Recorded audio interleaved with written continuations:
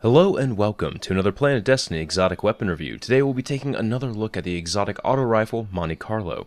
This was originally a PlayStation exclusive weapon, and back when Taken King launched, Xbox players finally got to experience it. Fortunately, auto rifles are now in a much better state than they were for the majority of year 1, so let's see how Monte Carlo fares here in year 2. For the muzzles, we have CQB ballistics, greatly reduced recoil, significant penalty to range, smart drift control, predictable and controllable recoil, aggressive ballistics, enhanced impact, shorter range, and more recoil. I used to be all about going for increased stability on this gun via smart drift control, and that's still a solid way to make sure you hit your targets, but in the 2.0 update, Monte Carlo received a small increase to stability and in my opinion is completely manageable now. So I like going with aggressive ballistics now since that provides a 5% damage increase to your shots. The recoil pattern is still easy to manage, and that damage bump really makes the weapon shine in PvP and PvE. The first perk is Hipfire. This weapon has bonus accuracy while firing from the hip.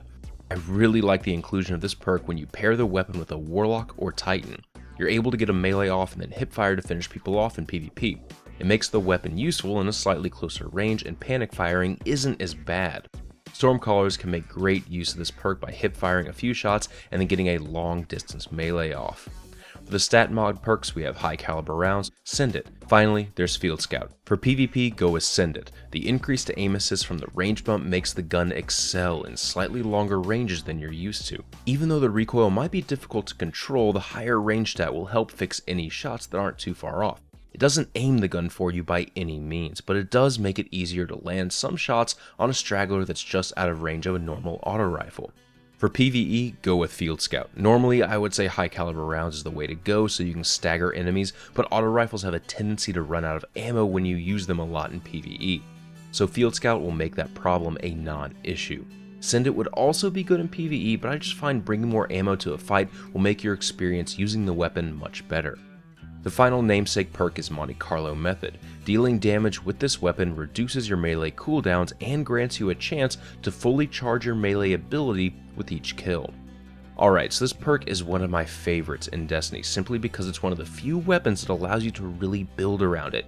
Yeah, Bad Juju will let you play around either Supermore, and Red Death can allow you to ignore recovery as a stat, but Monte Carlo really takes it to another level. Depending on your subclass, you can now change your entire playstyle. For example, on my Night Stalker, I can run Sealed Kara's Grasp for double melee charges, Spec Envenomed, and now every encounter in PvE will have multiple smoke bombs to keep damage up between reloads. The Monte Carlo perk does work even if you aren't killing things too. A whole magazine landed on a target will refill about 50% of your melee charge, so beefier mobs will still be able to feel the wrath of whatever melee you choose. I really adore this gun in PvE because of that Monte Carlo perk. On my Hunter, I'm dishing out smoke bombs multiple times per fight. On my Warlock, I have a constant uptime on my energy drain. And on my Titan, I either have a permanent overshield or have a clutch melting point to put out on a target at any time. I especially like the synergy with Defender Titans. No backup plans will allow your shotgun kills to give you your overshield. Pairing this with War Machine will pretty much mean you have a constant reload weapon handling buff, since Monte Carlo will get you your weapon melee charge back up quick. So step 1, kill something with a shotgun. Step 2, kill things with Monte Carlo till the melee charge is back up. And step 3, repeat steps 1 through 2 until you're the last thing standing. So aside from the Monte Carlo perk, the rest of the weapon performs admirably. Provided you can land mostly precision shots, you'll still be able to take out multiple enemies with a single magazine. Majors might require a bit more damage from other sources though, maybe like a melee or something.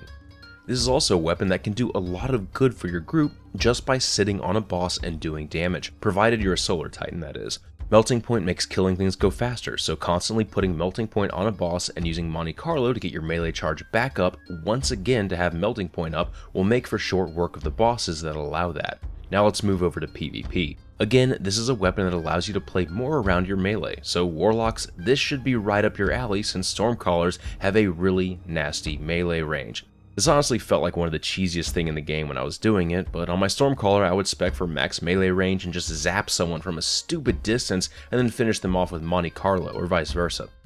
I ran double melee charge gauntlets just to have an extra charge, and it was just fun. I never really run Defender Titan, but this weapon has always provided that extra layer of fun since I can get my overshield up for a stupidly long time thanks to that perk. And of course my Hunter loves throwing knives. Lots of throwing knives. Aside from the perk though, the rifle performs extremely well. I know its stability seems lower than what you would want, but the high range, aggressive ballistics, bullet grouping, and clear sights make this weapon a dream to shoot. Aside from Doctrine of Passing, this is one of the only auto rifles I can easily come back to because of its easy to shoot nature. The 36 round magazine is also a perfect size for this archetype. If you land mostly headshots, you can absolutely melt an opponent before they know what's happening. Giving even the slightest opening will mean that you are easy pickings. The sad thing about right now is that even though Monte Carlo allows for some really interesting builds, it isn't being used much in PvP. The landscape is just dominated by a few select primary weapons. If you have a weapon that can kill stuff well and provide you some utility, then it's strong and can be used to success. But if you have a weapon that can kill stuff better, negating any real need for said utility because targets are dead before that gimmick can be useful, then that'll be chosen 99% of the time in competitive play, since killing opponents fast is the name of the game. Monte Carlo in PvP is still a really strong weapon that can enhance or create some unbelievably fun playstyles, but it won't be seeing any real use in competitive scenes unless it gets some weird unneeded buff or melees get changed in some way. For cosmetics, nothing has changed aside from the thumbnail. The sleek white design with intricate engravings is always... wait, enhance that.